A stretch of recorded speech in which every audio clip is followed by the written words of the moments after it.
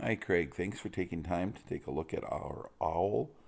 I think you'll see that it's different look to it than it was a number of years ago. The content is still all excellent, but it is more user friendly and more feature driven than you might be used to. So the first thing to do is to go to our Cengage login, and you're going to log into the instructor resource site. Enter your email, the password welcome with a capital W, and the number 2. Hit sign in, and it'll take you to your instructor resource site. Once you're at your instructor resource site, you can add any book you want to here. And so with Cengage Unlimited, students would have access to a lot of different things. And this is the Brown book. I've also added the McMurray book. Down here is your instructor site with things like PowerPoints, etc. Some test generating stuff down here. You will click on the OWL part, and that'll take you to your OWL program. All right.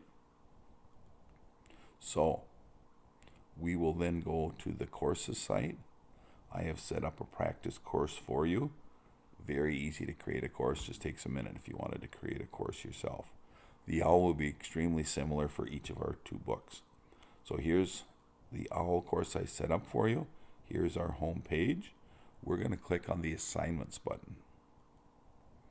Now, in the new OWL, they have preloaded assignments that you can make use of if you want. Up here is your self-authored questions.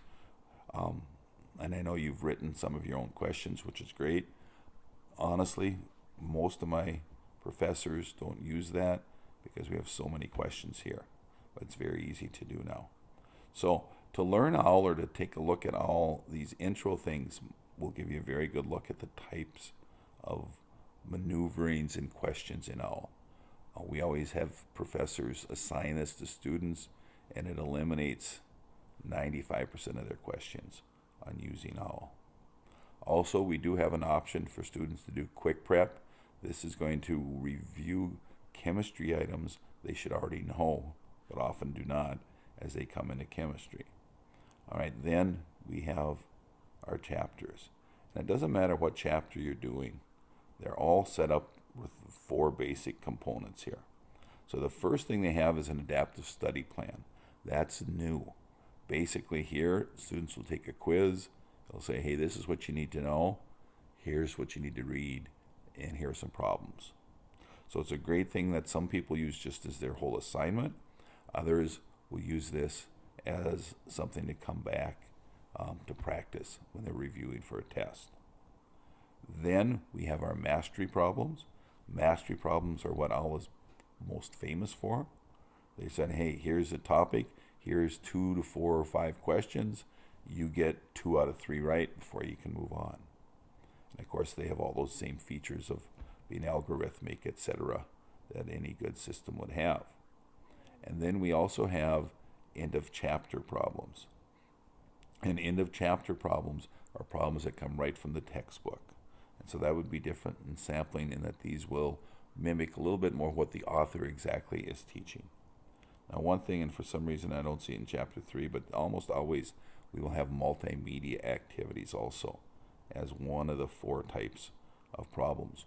And multimedia problems are those that include a video or an animation of some sort of interaction. So those are the problem types. I'm going to take a real quick look at an adaptive study plan. And we're going to preview it up here as a student. So basically what it'll start out with, it lists all these objectives. All right.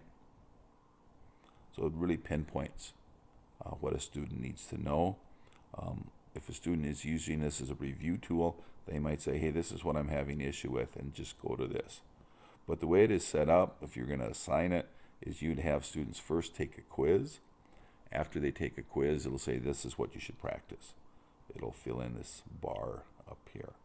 We're not going to bother to take the quiz, but just to give you an example, students could also click in here. And so if Objective 3 was one of the things they needed, here's the ebook.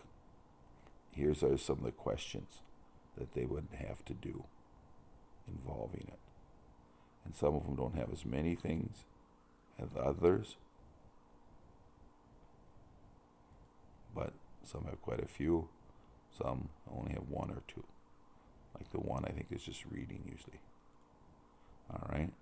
So that is how the adaptive plan works, and you can sure take a look at that as you wish. Just to give you another quick look at a multimedia activity as a student.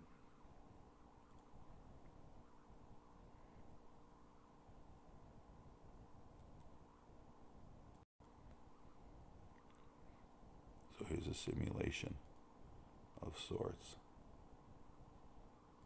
Okay. So feel free to browse these. I'll sure stop by and we'll look at things in more detail. So you can just go to assignments to look at things. Always can go up and look as a student view. Very intuitive on how it works. Under study tools, here's the ebook, the solutions adaptive study plan. Gradebook has a lot of the features in it. So take a look at it. Let me know what you think. Let me know what your questions you might have. And we can sure sit down and go through it in a little more detail should you want. Thank you and have a great day.